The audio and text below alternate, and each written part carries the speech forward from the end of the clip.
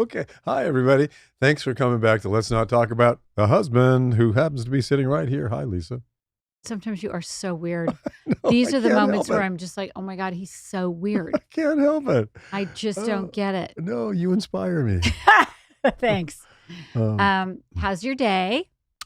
my day is going actually quite well. I'm in investor mode right now, trying to snag investors for this great company that Renee and I have started, the Open Food Company. We're on the cusp of changing the food business entirely because we're coming out with products that have no preservatives, chemical free. Actually, the ingredients you can find at your local store.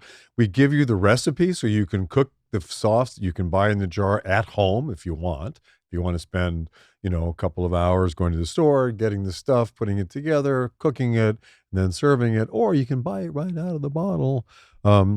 So Is yeah, that your selling? Is that how you sell? does it? Well, I Because mean, I went to sleep for a second and then I came back. you went to sleep while So I was selling. while you were just doing that, maybe we could work on your selling technique What would because you I do? literally just fell asleep for a second and What was would like, you? wait, okay, I'm back. What would you do? What would you do? How would you sell it? God, I think I would.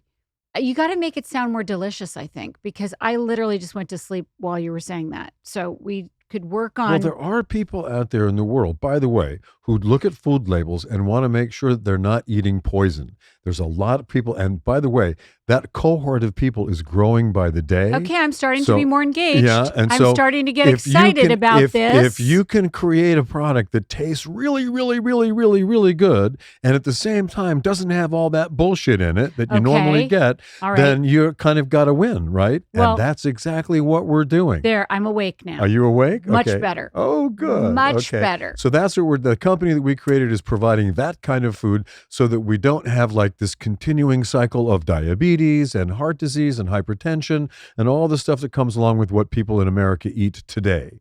So corporations spend billions and billions and billions of dollars trying to figure out just the right crunchiness and just the right flavor for a little thing that big that you're going to put in your mouth and get addicted to.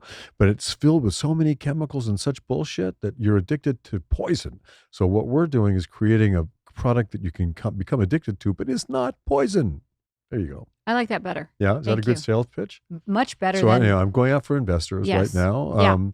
Yeah, and that's what we're doing. Okay. So anybody out there want to get into a food company, just and want to invest, there you go. Okay, I like that better. I needed to feel like I want to buy it. Yeah. You need to feel like I have to have this. Yeah. Like I need it. There's a empty place in the marketplace. You got to fill it. That's what we're doing. We're like filling that, it. and we're keeping people healthy at the same time. I like that. So what's going on with your day today? My days, I went to yoga. It was fabulous. Oh, I took the dog for a walk. She walked almost the entire way. A little puppy. We have little puppy Cheetah Rivera, and she's really small. But I put her on the leash, and she walked almost the entire time today on her own. Yeah. No. Yeah. She's a little tiny thing. I know, but she loves to go on that walk, and she loves to sniff everything and smell everything. And when the big dogs come along, I pick her up because she gets freaked out by the big dogs. She's so small. Well, that is very exciting. So, I forgot to tell you this last week. I think this is interesting, and I've been marinating on it since last week. I like stuff that marinates. Usually tastes better that way. Yeah, I went to this book party for Elaine Goldsmith. She wrote a book called Climbing in Heels. Elaine Goldsmith Thomas, who used to be a very big agent, repped Julia Roberts for years. Elaine Goldsmith, right? And now she's in business with J-Lo, and they do all these movies, and she produces all the movies. And she's actually a really terrific writer.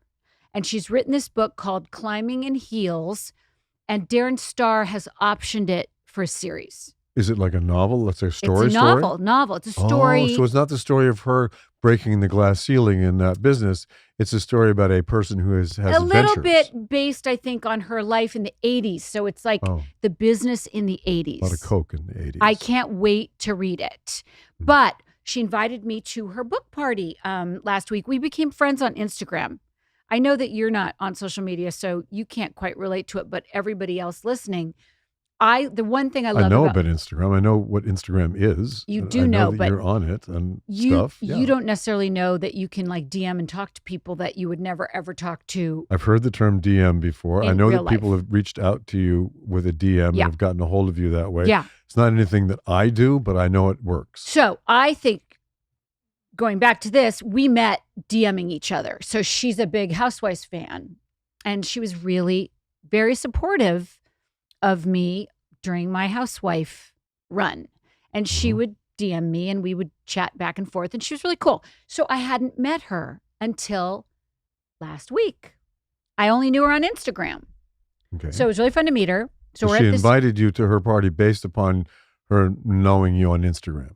But that's about it. And I was dying to read the book. I was wanting to read the book. Okay. And Darren Star was the producer of Melrose Place. But I remember. Absolutely, Darren Star, for sure. So the party was at Darren's house. Boy, Darren's done real well. Darren's done really well. Melrose Place, Emily in Paris have been very good to Darren. He's Emily in Paris too? He's Emily in Paris. I haven't seen that, but it's one of your faves, right? Love it. Love it, love it, love it. So he has this really cool room. It's in Bel Air, and it's a circular room with a bar. So it's a circle. And so you can see all of downtown, and then as you walk in, his Emmy is like right. He's only got one? I know. I thought he had more. I would have thought he had more too. Darren Star probably as a whole, like he's got an Emmy in every room, right? No, he had just one. Oh. There was one Emmy in there. Anyways, beautiful room. Chocolate brown, circular room. Anywho, so this party is, there's lots of people there. I mean, J-Lo's hosting Dropping some names. J-Lo's there. Is that the first one today? Yeah. Kris Jenner is there. 2. And then who else would you know? All of a sudden, I'm there talking to one of your old agents, Michael Black.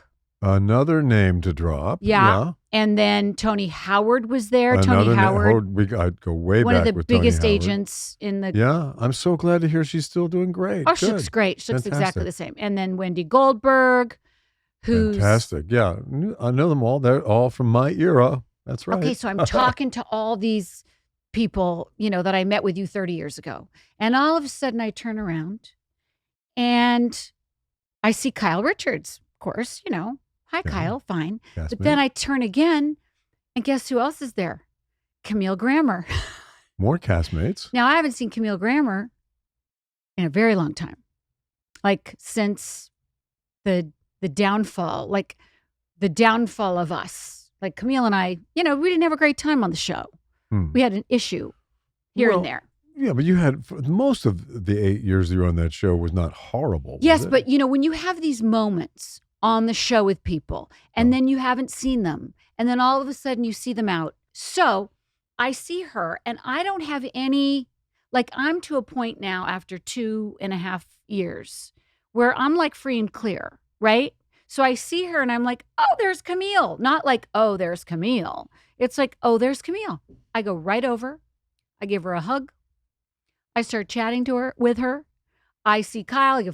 Kyle is fine. That's not an issue. Say hi to Kyle. But what was interesting with Camille kind of looked at me like, I can't believe you're being nice to me.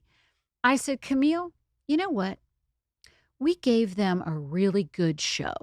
We did our jobs. We did exactly what we were supposed to do. And you know what? Cheers to us. And I'm like, high-fived her. And she looked at me like, you know what? You're right. We did do our jobs. We did. It's a TV show, and you guys just happened to be the cannon fodder. That's all. I mean, you went in knowing what you were going to be facing, and you faced it, and you did a great job. And the show was a hit, and, at the end of the day, you came out with bandages and bruises all over you, but they've healed now. They have healed. Yeah, so you can go. Did you have a problem with her on the show? Oh, yeah. Oh, you did? I didn't know that. Oh, yeah. You and Camille had an issue together? Oh, yeah. Oh, I did not know. Oh, yeah. Don't you remember that time? Camille had some moments where she would go on Twitter and, say nasty things about you or me. About me? About me or about somebody. About anybody. So don't you remember that one time on the show where she shows up to a party and you don't remember, but you watched every single one of them. So you would remember. Well, joggle my mind. Okay. So we're at Kyle's party. Kyle's having a party. Eileen is there because Eileen has come back for this party. Okay. And all of a sudden, Camille's there. And I am confronted. And, the producers want that confrontation. They plan it. Between you and Camille. Of course. That's why they have Camille come. Because they know what's going on. They know she's tweeting like a crazy woman. So they can get some clickbait out of this. They can get some bait on their hook from this. They know there's bait on their hook, and they know I'll bite. Okay. How about that? So you are a willing biter of bait. Yes. So I see her. Of course, it's awkward. I forget. She tweeted something nasty about me or whatever. So I go over. Finally, I have to go over because you have to. They're like, you have to go over there now. Whatever. So I go over, and I think what I said to her was, "Hi, how are you? You're an asshole on Twitter, and I don't like it," or something to that effect. Oh, I remember this. Remember? Something like that. Right. "Hi, Camille, how are you? You have been an asshole on Twitter," and this I remember. Whatever. Okay. So that's kind of like one of the last moments since I've seen Camille. Okay, so now I get it. Yeah. I understand why there could be something thick between the two of you in this room last week. Okay. So what I'm saying, what I'm trying to get to, and it's taking me way too long to get to this, because, even though I'm not in that universe anymore, I still see a lot of clips that come through about the universe, right? Yes, the gift that keeps on giving, right? The gift that keeps on giving. And, different castmates are out there still stirring up stuff about, people that aren't even on the show anymore talking about this one and that one. Like it's everybody's trying to maintain some kind of relevance out there. You don't have to do that because you have a whole new life. That's right. But everybody else, they're still doing it. I'm still here, right? everybody. I'm still here. So, what I would like to do? This is just an idea that I think would be really cool. And I don't know whether actual people would do it. I think it would be cool. Because I think if you got together, now I have a lot of them. I'd have to get a room full of people that I have pissed off royally. And most of them I've apologized to. And most of them have accepted the apology, but some of them haven't. Some of them said they have accepted it, but haven't. So what's your idea? So you get everybody, all of us in a room together. And we basically just get... Have at each other? Well, not have at each other. Not like a reunion. Give everybody spitballs and stuff? No. But debrief it. Like what I said to Camille. Because basically the truth is we were the sacrificial lambs to this show. So we shouldn't have to carry that is what I'm saying. We should be able to mend the fences of the relationships and the people we've torn down in order to make this fucking TV show. It's a TV show. Just like if you were doing a drama, right, and you had a script where you yelled at somebody in the drama, at the end of the day, you hang up your wardrobe, you put your script into the shredder, and it's over. But you have a script. You're not following a script here, and so people take it personally, and you have to take it personally because it's fucking personal. So it's very odd that you did that. I know it is, but it's 8 years of my life that is there and sticky and prickly. Now, I would do it with everybody. I think all my enemies should. Do you want to film this reunion, by the way? I don't know. Put you all in a room and have at each other and film it just to kind of clear the air to get some closure of some kind? Well, I just think it'd be good for everybody, whether you filmed it or not. I think that we carry so much of it and we don't need to. We could let it go and be like, you know what, you guys, we did what we were asked to do. We made a great show.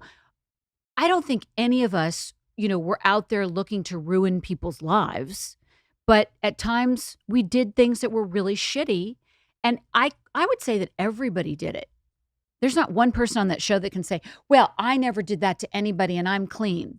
No, we all did it. Well, that was your job. Your job was to be shitty from time to time in order to get ratings so that they would keep hiring you because there would still be a show. But do you see what I'm saying? That's the idea. What I'm saying is we are the collateral damage to it. And you know what you were like is Ouroboros. What? Ouroboros. What's that? Ouroboros is a snake that eats its own tail.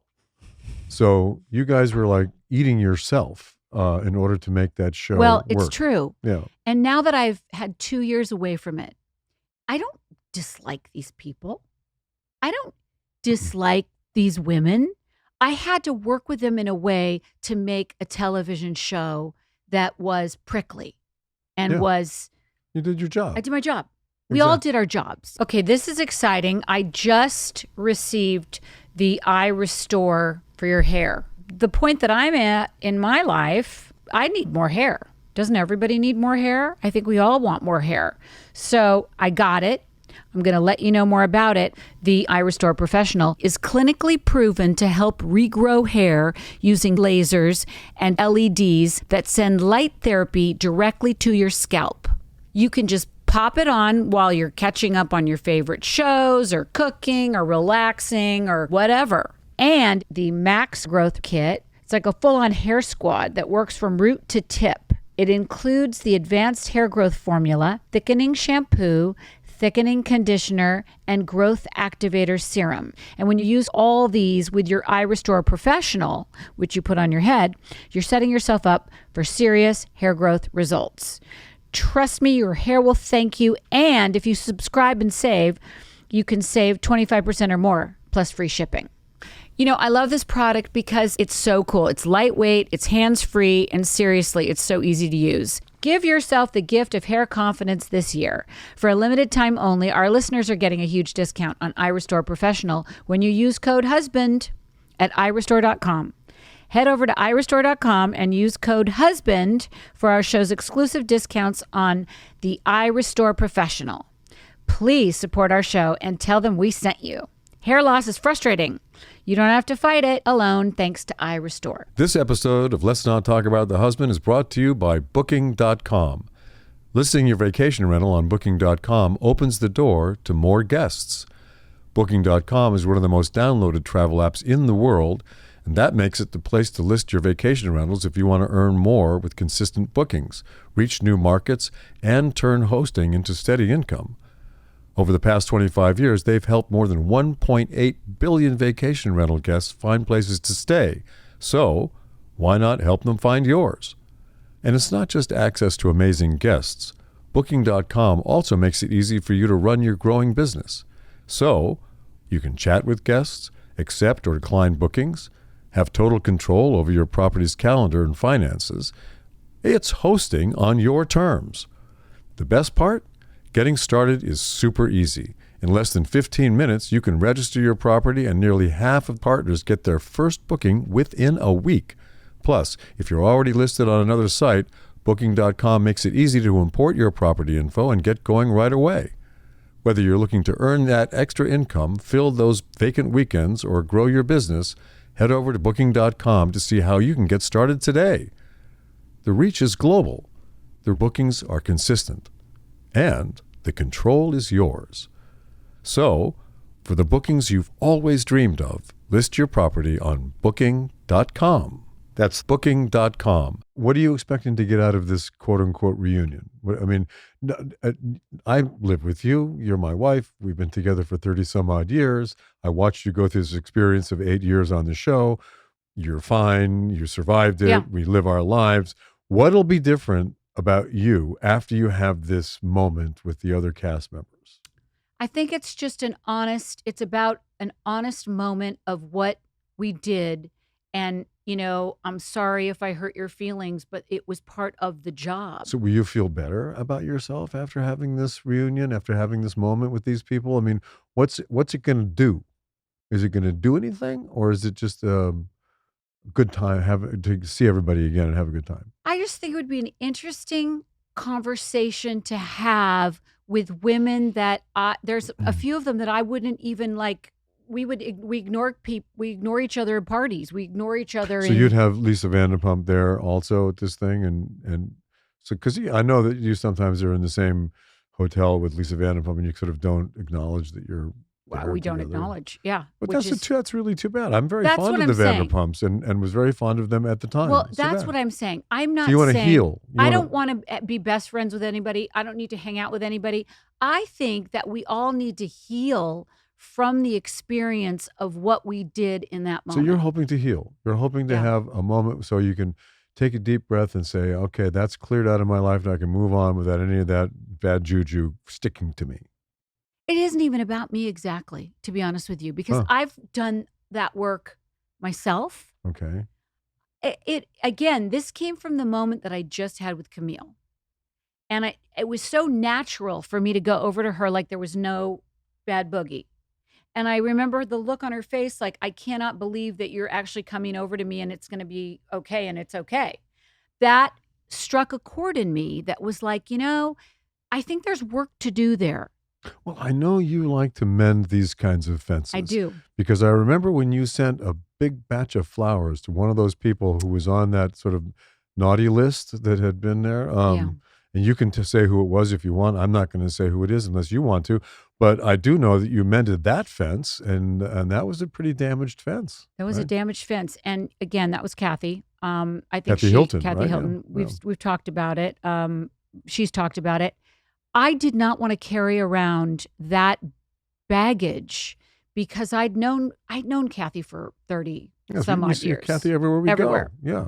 And I said again to her, life is too short to have this be the final chapter for us because we have many more chapters and I don't want to have that.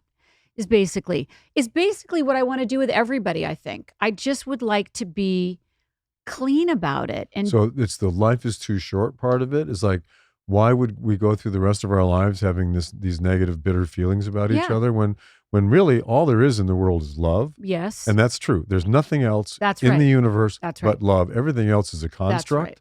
Fear mainly is the thing that causes all the other bad boogie in the world. And so if you eliminate the fear, you take away all this stuff, what are you left with? There's only one thing, and that's love. So I think what you're trying to do is engender love amongst these people. Is that right? Maybe. I mean, I just think that, and listen, it doesn't ever even have to happen. It's just it's a process in my mind where I have finally come to the realization that we were just doing our jobs. Right. We were doing what was asked of us. And the collateral damage is what is a shame because that shouldn't be left with us. Yeah, and that's all just stuff in your head, and everybody creates these narratives it's a movie in your head. And it's all, as Shakespeare said in Hamlet, there's nothing either good or bad, but thinking makes it so. Exactly. Meaning that, that's all that stuff, the barbed wire that's in your head about that, if you could clear that out, imagine, it's like sunny days all That's over what I again, mean. right? And I think also what triggered it is I heard, Vanderpump was on something and I know, Andy on Watch What Happens Live. And Andy said something to the effect of, Kyle mentioned that she looked at a house across the street from you. From who? From Vanderpump. Oh. And Lisa was like, well, I would move if she moved across the street. Exactly. And I'm like, oh, please. You know what? She's a 65-year-old woman. Kyle's a 55-year-old woman, whatever. Like, what are we so what doing? Is it, like, there goes the neighborhood or something? What she said I would move. I would absolutely move. Okay. And I don't think she was joking, actually, to be honest. So I was like, it kind of gets to a point where you're like, all right, it seems a bit ridiculous, us in this age of our lives. It is ridiculous. Being and behaving like that. It is ridiculous. Behaving like that. Not seems, is. It is. And guess what? It's gross. Yeah. It's actually gross. Well, I mean, look, it's human behavior as we have been taught human behavior. We look around us and we watch movies about people seeking revenge and about people who think, and we get in our minds all this stuff about, if he treats me this way, I'm going to treat him that way. And it's all patterns that have been engendered by just old movies that were running around in our head. When in actual fact, if you just look around at how beautiful the day is and how grateful we all are to be living at this particular time in the world when we can fly to Paris if we want to for dinner. I mean, if you have the wherewithal and the means to, or you can turn the heat on when it's cold, or you can turn the air conditioning on when it's really hot, and the food is available. I mean, we're not being chased by saber-toothed tigers and stuff. Come on, we're living in an amazing time. Why fuck it up with all this weird barbed wire in our heads about people when we could just be having a great time? I'm just Exactly. So saying. Really, it took me 20 minutes to say that, but that's basically my thought process was like, my God, we were just fucking so great at what we were doing.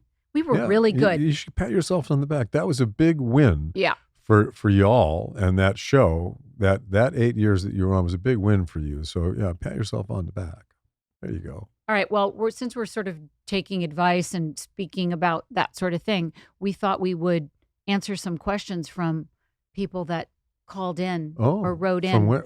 Questions from Instagram. Okay. I asked yesterday, we put something out saying therapy with Lisa and Harry. What? And ask us for advice and we'll answer. Because people have been asking me about relationship advice when I do my cameos. Now I'm getting really nervous. Relationship advice. Yeah, we've been together for a long time. Because we've been married for fucking ever. And we still like each other, but is there a secret to that, or did that just happen? I've decided it's luck. Yeah. It's luck. It's luck. I think it's luck. So what can we offer? I mean, is there anything I can don't know. offer That's Eve? why we're going to get some questions. Eve's going to read us some questions. Okay, Eve, here we go. And we're going to answer them. Yes. So we have a bunch of questions from your audience. Mostly they wanted to know about marriage, relationships, but we also had some questions about career, confidence, parenting. So we're going to get into all of it. Great. First question, how can I be okay with my spouse making new friends with the opposite sex at work/networking events? Let them. Let them. That's right. Yeah, it's right. You have to just allow it. Yeah, because, if you put too short of a leash on someone, they run for the hills. And, we have to allow our spouses, is plural of spouse spice by any chance? It makes sense, right? We have to allow our our spouses. I kind of feel like it's not. to go wherever they want. I'm just going to do whatever they want. Because if you try to corral somebody and keep them in a little box, it's not going to work. I can guarantee you that. Yeah, me too. So, and what if they meet somebody at work that they fall in love with? I mean, what then? Well, then it probably wasn't meant to be for you. I mean, you have to have faith. I think faith is a big one in relationships. I'll go with that, faith. You have to have a lot of faith. And once the jealousy comes in, you're fucked. Yeah. As long as you can keep trusting, and that's the thing. If you keep trusting, the trust will be welcome. The trust will be you can count on the trust actually proving to be trustworthy. What am I trying to say? Oh my God, you just really went. I'm like their heads are spinning. If you give people trust, the more you trust, it's like, okay, the more love you give, the more love you get. Put it that way. So the more trust you give, the more trust you get. Let me just do a disclaimer. We are not experts and we have not trained for this. I don't know how to talk either. And he is having a very hard time talking today. So please take it with a grain of salt. We are not experts, though we have had a tremendous amount of therapy between the two of us. We have. and I'm going back. I sent Eve a long time ago a lot of little aphorisms, little sayings that I always wanted to deconstruct. And you just said, take it with a grain of salt.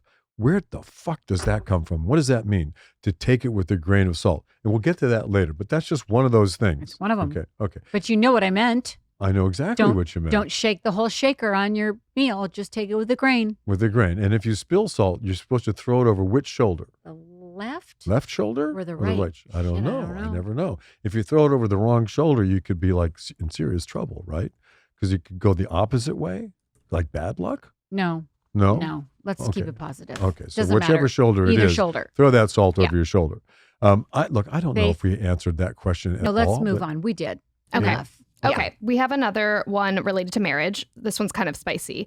So my husband wants me to get a boy toy because he works and golfs. I'm into it, but how do I put myself out there? So he wants you to get a boy toy. Wait a minute. Are we talking about something electronic or something that eats food? No, they're talking about like a boyfriend while he's busy. He's busy. He's playing golf and he's working. So get yourself a boy toy. Golf? And he can't be with her because he's on the golf course. And he says, while I'm on teeing off on go get yourself 16th hole, I want you to be having it off with somebody else, like the caddy or something. Sounds like he doesn't want to do it. So go get somebody else to do it. And she's asking where to meet them. Right? Well, yeah. How does she put herself out there to find someone? First of all, isn't there like a website I would you can call do? your divorce lawyer first. And get that all straightened out. So let your guy play as much golf as he wants. and get yourself unencumbered from the golf dude. Well, and then that's the wrong advice, that's a little right? too to strong. say get a divorce. Yeah. How But wait a about minute, he's asking her to go out and find somebody else to have sex with while he's playing golf? correct? So my answer is go get yourself a sugar daddy. So forget the boy toy because all you want can money. just have sex with them. Get somebody who can really take care of you and who's hot and you can have sex with and who's rich. And who has a private jet and stuff like that and a big boat. But then wouldn't you want to be married to that person so that in case they croak, you could inherit all the money? Well, he doesn't have to be old. I'm sure there's some cute younger billionaires who would be willing to go out with a married woman. And what if the husband only decides to do 9 holes and comes home after 9 holes and they're doing it? Well, he said it was okay. So I don't know. I don't know. I don't. That's a tough one. I'm actually, I'm a prude, and I also live a very sheltered life when it comes to stuff like this. So it's a little shocking to me that a man would ask his wife to do that. Does he want to watch or something Maybe. like that? I mean, we don't know the kinky steps that could be involved. I don't know either. It's but true. I just say I'm sorry. Yeah. I'm sorry that that's going on. If that's really going on, I'm sorry. Oh, God. All right, next question. Okay. Oh, my God. Okay, next one. My ex of 10 years came out as gay. How do I deal? I'm feeling hurt, but I know it's not about me. Well, first of all, my question is, did she have an inkling at all that he was gay when she was with him? You know what I'm saying? You kind of always know. Have we known some people in our lives who, we have some family members who were married and had kids and then decided they were gay. Yeah. It seems to me. Now, did anybody have any? Did even you have any idea that this person was gay in your life when? Yes, you did. Yeah.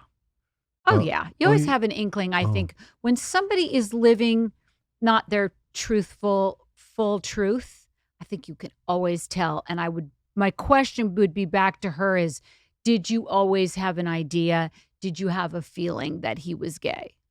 And then, a lot of logistical stuff comes up. Once he's revealed the fact that he's gay, does he still want to stay married to her? And it sounds like maybe they're exes now. They're exes. Right?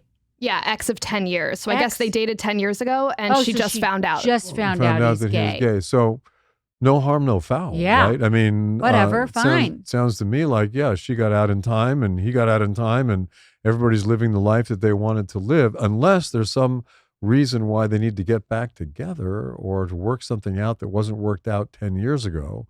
No, I think she's probably a little freaked out. She's probably like, oh, wow, now he's gay. But I bet she knew. My question would be, did you know? If girls who find out that their boyfriends are gay think that maybe they drove them to be gay? Well, maybe it makes her feel badly about herself somehow. But well, I doubt it. No, you can't drive a person to be gay. No, by the way, you're born that way or you're not. That way. So, it's. I just say go have a party and have a good time and enjoy your life because.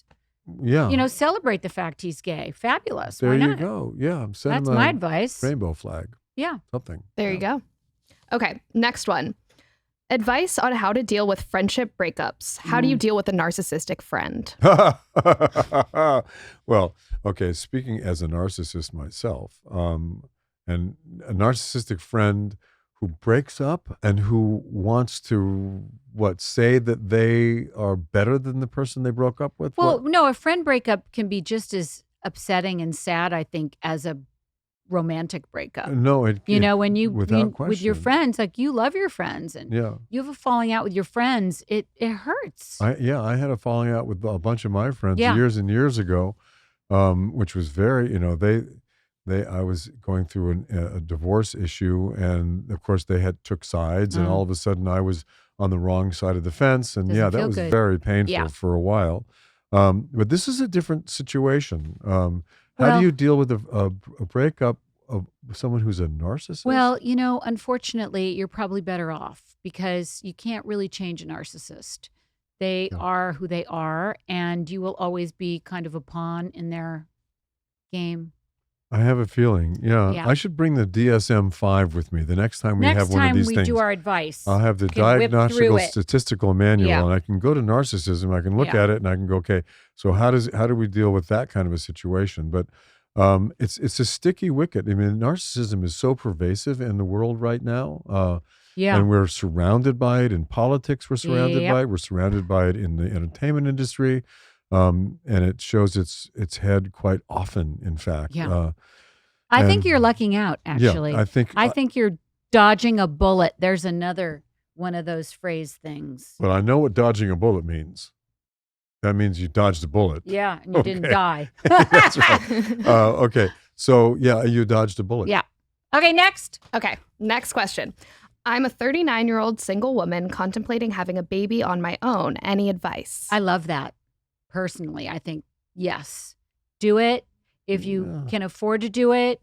I was watching 60 Minutes last night, and they had that very long story on freezing eggs. And there was one woman that stood out to me, and I think she was a 39-year-old woman, and she chose to go ahead and have a baby by herself. She'd frozen her eggs, and she got a donor, and she had this really cute baby boy.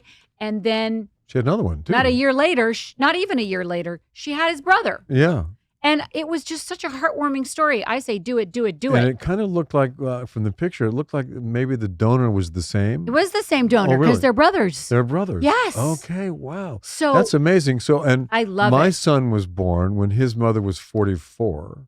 And that was, she had a pregnancy without complications. She did have a C-section at the end of the day. Yeah, but still, it's kind of a have miracle at that I mean, point. That was she decided to have a C-section. She didn't need to have a C-section, but she had an aversion to pain. So, the C-section was an easier way to go. Yeah. But yeah, so she was 44. Yeah. I would say, you still can do it, and if you want to do it, and that clock ticks, and motherhood is beckoning, go ahead and do it, because we have kids. I have 3. We have 2 together, and it's the most amazing thing you can ever do in your life. So yes, I would say, not go ahead want to miss it if I were you. If you have a chance not to, go ahead, do it. I love that. Lately, I've been trying to clean up the way I shop for groceries, not just for my health, but for my budget too.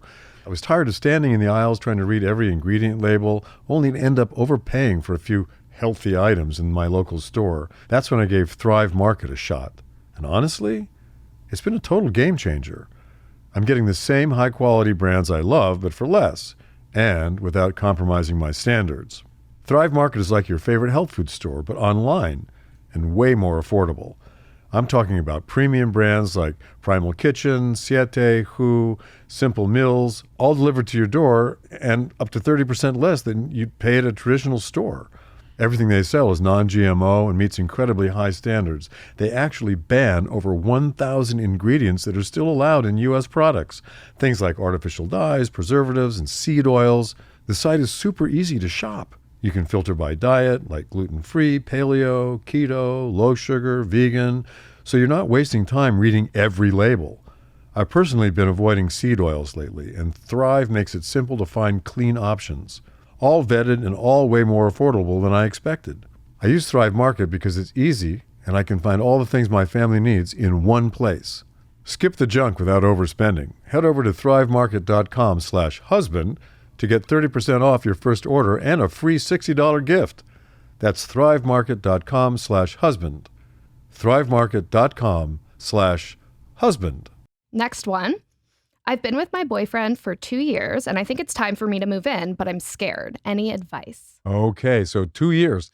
That's a very important time. I've been with my boyfriend for 2 years. So the normal time that a relationship lasts, that is a relationship based on infatuation, is 18 months. 18 months to 2 years. 18 months to 2 years. So it's that 18 month to 2 year period. If you've made it past 18 months and you still feel like moving in, then I think you might be kind of out of the weeds, because, we do know that infatuation creates the sensation that you're falling in love, that it's a passive thing where all of a sudden everything in life looks beautiful, even like things that normally smell don't smell anymore, things that normally look like horrible, don't look horrible anymore, and telephone poles look like beautiful works of art. I mean, it's one of those weird things that happens to the human psyche when you fall in love. Suddenly you're bathed in this golden, beautiful sensation of everything being great. That's infatuation, and that lasts for about 18 months. And then comes the real work, which is, how do I maintain this and actually create a love, which has to be created. It doesn't happen on its own. Right. So take it away. Well, I think that you just said it. Why not? Give it a shot. She can move in if she wants. Yeah. I mean, our kids, have faith. They moved in together, and they're still together, and they've lasted longer than 2 years, I think. It's been 2 years. Yeah. And yeah, in that case, it's working out. But, it's not It's easy. not easy, though, to live with somebody because, you're in each other's space. You have to find ways to, keep your space private if you need private space and come together. I mean, it's a dance. Well, we moved in together, kind of out of necessity. You had a little dog that was run over by my assistant, took the dog out to Malibu one day. Dog ran across PCH, and that was it. And so you were traumatized. I was. And you came over to my house, and we spent the night together. It was Valentine's Day, was it not? Night before. In 13th. 1993, Valentine's Day. And you decided to move in, sort of. I mean, it wasn't really a decision. I just never left. Never left. Yeah, I didn't move in. I just didn't leave. But let's think about what it was like when we first were living together, trying to figure that out, I don't remember. Who uses the bathroom when, long ago, Harry. It was a long time ago. Don't even remember. But we ended up going to therapy pretty quick, right? Because we had some issues pretty quick. And I think those issues were all about how to manage living together under the same roof for the first time. I don't think they were. Tell me, what do you think they were? They were about you were coming out of a very difficult relationship, and it was much more about communication and those. It wasn't about living. Yeah. Okay. I don't so think. We were fine living together, I guess. So. I don't remember. The thing about it, living together, and I think about any relationship, is what we did is we took it moment to moment. We didn't have any expectations at the beginning about how this was going to go, whether we were going to make it or not. We really were very focused on being from one moment to the next. Yeah, because you really didn't want to be in another marriage. No, you really didn't. Been down that rabbit hole twice, and I didn't like it. Yeah. I got burned both times, and I was like, one day at a time. I allowed myself to be burned. Was it? And yeah, so one day at a time. One day at a time. True. No expectations. That has a lot to do with why I think we've survived, because we didn't have huge expectations because there were none. Like you were like, girl, you're lucky to even be here because I don't even want to be in a relationship. And I was like, okay, yeah, I am lucky to be here, but so are you.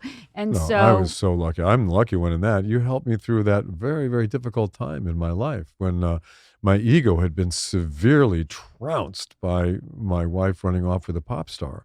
And my ego went, what's wrong with me? What's wrong with me? And when it was all just, having to come to terms with that ego in there going, okay. Yeah, but again, we always have to say, thank you, Michael Bolton. That's true.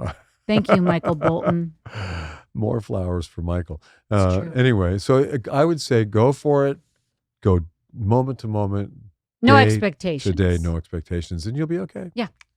Love all right, it. next. Okay, next question. How do you know when it's time to leave a situationship? A situationship? Like a friendship, a relationship, a job even. Yeah.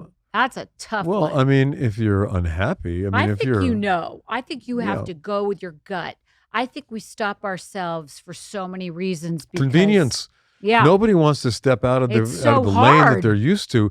Nobody wants to go, wait a minute, it's going to be cold out there. Yeah. I'm going to be alone. I'm not going to be sleeping with somebody next to me in bed. Or I've got this job. I'm getting a paycheck every week. What if I leave the job? All of a sudden I'm in, the unknown. And the thing about the unknown is that the unknown carries all this mystery and wonder. Right. And you just never know. There's a great book that Alan Watts wrote called something about the uncertainty. Oh my God, I can't forget I forget the what wisdom yeah. of insecurity, it's called. The wisdom of insecurity. And it's all about, stepping out into the unknown and taking control of your life by allowing, by just I like to allowing. do that. Yeah. I do have a tendency to do it probably more than most. When I know something's ready to be done, I'm pretty good at like, you know what? We'd change this up. Got to now. change up. You are much better at change up. I am someone who likes, I'd like the status quo because it's comfortable. It's comfortable, even move. if it feels bad. Yeah. Feeling bad, we're very used to. If you grow up in a fucked up, childhood, like we all basically did in many ways, uncomfortability, you're like, oh, that feels good. Oh, pain. Oh, good. Ooh, ah. Right, so you're used to it. You're used to it. And you stick with it. And people oftentimes in relationships, they'll go for the person who is the most familiar, of course. who happens to be maybe a parental type figure. Just like their father or their mother. Exactly, who was like terrorizing to them. But they'll go to that because they're familiar with it. We all do that. And maybe the same thing is happening in this case Yeah. with this person who's in a situationship, which a word I've never heard before. I like that word. I know I hadn't either. So if you're in a situationship that feels really bad, and you want to know how to deal with that, the thing you want to do is you're only here once. You're on this planet one time. For those of us who don't necessarily believe we're coming back as snails or shrews or something in the next life, you're here one time. It should be fun, should be enjoyable, and have a good time. Yeah. Do everything you can to make that happen. Good advice, Harry. There you go. And I'm by the way, not an expert. I'm just a human trying to improvise here. Okay. Yeah. All right. Well, I think that is a great note to end on. But before we wrap up, I want to do a little game with you guys. All right. Oh, a game? Okay. Great. So this game is a new one. It's on the theme of advice. I thought it would be fun since we just gave a bunch of advice to your listeners. If you give a little bit of advice to your past selves. Oh, I love this. Yes. So I am going to show on this TV screen here different images from different points in your lives. And I want you guys in like one sentence to give yourself a word of advice. Kind of like RuPaul's Drag Race when they show the little pictures of when they're little baby boys, and what advice would you give to that little guy? This is something I've never seen before. I get it. Yeah, they talk to themselves as like 4-year-olds. Oh. And they're like all dressed up in their drag, and it's very emotional. Amelia won her Model of the Year award, and she said, I have to thank my younger self. I dedicate this to my younger self for sticking through it and following my dream, which she made. Oh my goodness, it makes me cry every time I think about that. Go ahead, Eve. Okay, so here is the first picture, and this one is for Harry. Oh boy, here we go. Oh. Okay, that's salad days. That goes way back. And so in a sentence, say what about yourself? A piece of advice you would give to yourself in this moment. Oh, about that? Let's see. Well, I think the night before I took that picture, I went to a party and I had too much red wine. I would have much less red wine before a photo shoot like that. That's a good answer. I like it. Okay. Yeah. Yeah. You don't look like you had a lot of red wine, so that's funny. That's because I was like young. But yeah, I'll never forget. Yeah, I was like, what did I do last night? I've got this photo shoot for this magazine today. And I didn't want to do that.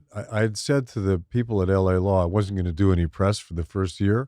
And I didn't do any press at all for the first year until finally, just at the very end of the season, they came to me and begged me to do Us Magazine and People Magazine. And I said no at first. And then they said, please, please, please, please. And so I said, okay, but I just want to talk about the shows. I had no idea that they were going to make this the cover. It was supposed to be a cover about LA Law and the show. And then I was in Australia doing a promotional tour for LA Law. And I looked up and I saw this in a shop window in Australia, and I freaked out. I said, oh my God, they made me the sexiest man alive. I had no idea, because that was only the third iteration of it. There had been 2 more before me, but nobody knew it was going to be an annual thing at that point. And it was like, oh oh no. So I was mortified when that came out. And then to add insult to injury, Us Magazine and People Magazine weren't talking that year, I guess. And my picture cover came out on Us the same week that this came out. So I was in the cover of both magazines in the same week. Such problems to have. Well, the good news is really that I was not in the United States for the entire time that those magazines were on the stands. I was traveling around doing a promotional tour all through Australia and Europe during that. So when I got back to the U.S., it was gone. So I have to deal with it. See, you get a lot of tidbits on this podcast, whether you think you do or not. There's a lot of tidbits that I didn't know about, which is miraculous. The world doesn't know about. I think it's special. We come out with things that we never have talked about. Well, no. Anyway, there's that. Anyway, okay. I don't need to see it anymore. Okay, next one. Okay, I'll give Lisa one. Oh, Billy. Is that Billy? That's Billy, but that's Billy like coming back around Billy. What advice? Whoever did your makeup did a really good job there. I think that was Adam. Christopher. So it was before Adam got heavy with the eyes, because their eyes look really good. They're heavy. Yeah, that's Adam. Yeah. What advice would I give to her?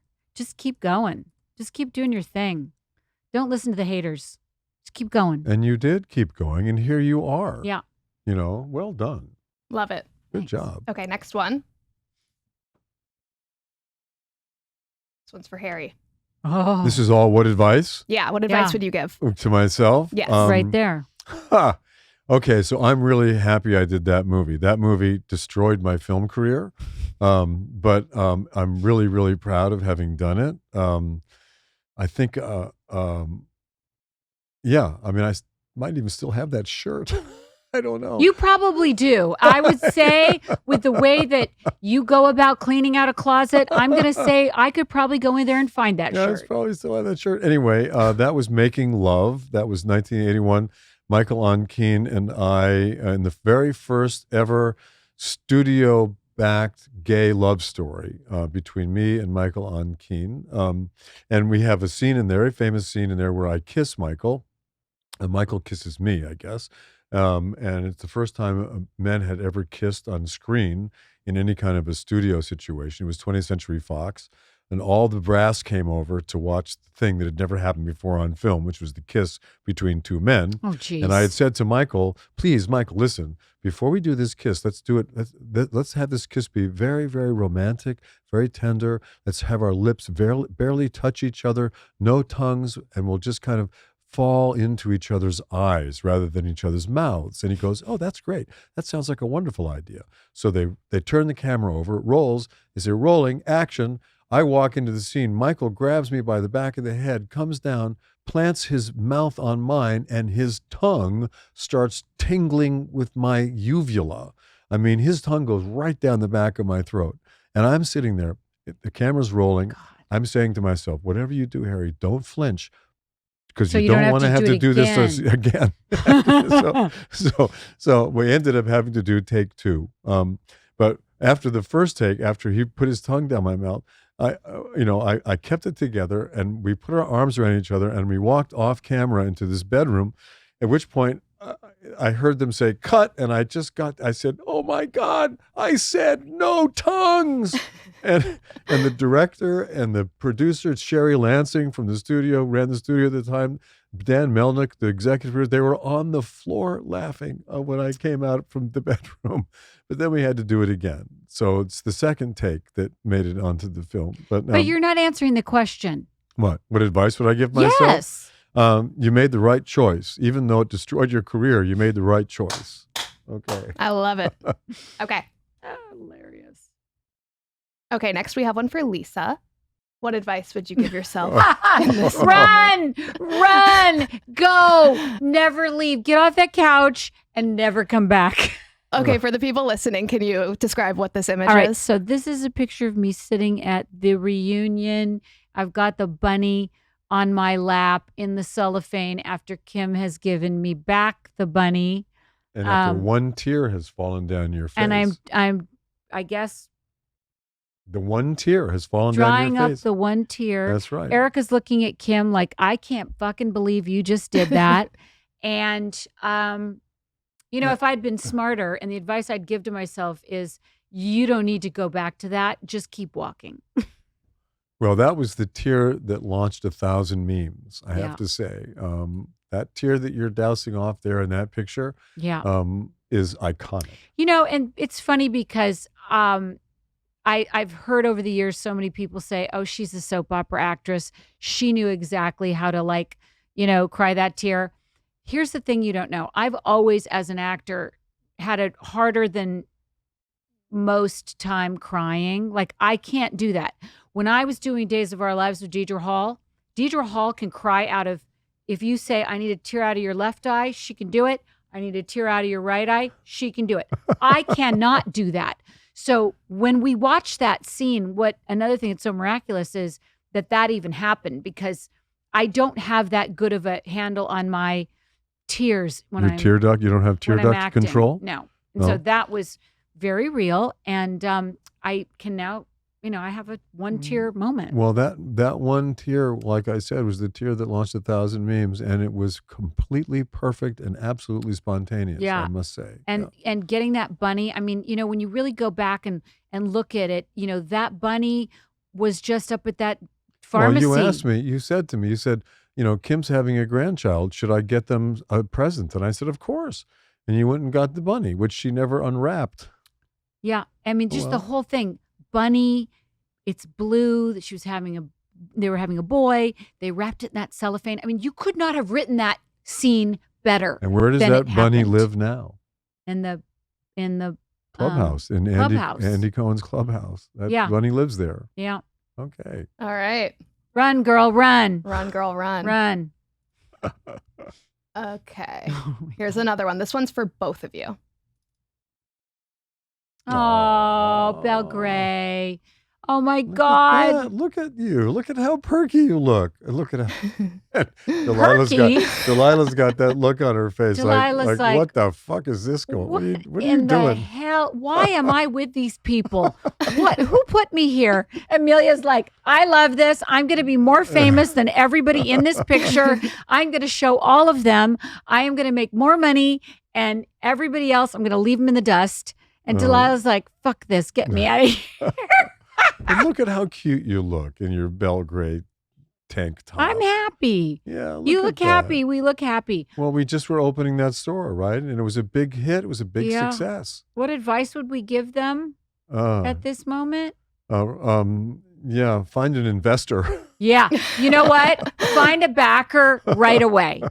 That's right. That is right. Find somebody with a lot of money to back you, because very soon 2008 is coming. That's very right. soon you're going to be, you know what, under. Yeah. Well, anyway. in the red. I love it. Very practical advice. We love that here. Okay, last one. Oh, this is a fun game. I like it. Good. Okay, here's the last one for you, Lisa. Oh my God! With my dad picking cotton. Picking cotton. It's somewhere off of the freeway in Bakersfield, I want to say. Oh, see, this is like a little RuPaul's Drag Race moment where you look at your little self and you talk to her and you say, you know what? Everything's going to be okay. Your hair is going to get better. Your hair will get better than that look. I still dress like that. So, yes, you do. I'm still that. So So you were driving along and you looked out and you saw this field and you said, "Daddy, what's that?" And he said, "Oh, I think that's cotton." And you said, "Cotton? Is that where cotton comes from?" And when have you seen cotton on the side of the road? He probably said, "Let's stop and let me show it to you." I guess we got out and we picked some cotton and felt it, because at that point I'm about 5. Yeah, you're pretty young there. And you're still cute. He probably wanted to have me feel the cotton. I don't you really got a remember. lot cuter as you got older. I have to say. I know. I was. Thanks. It's true. I'm kind of like fine wine.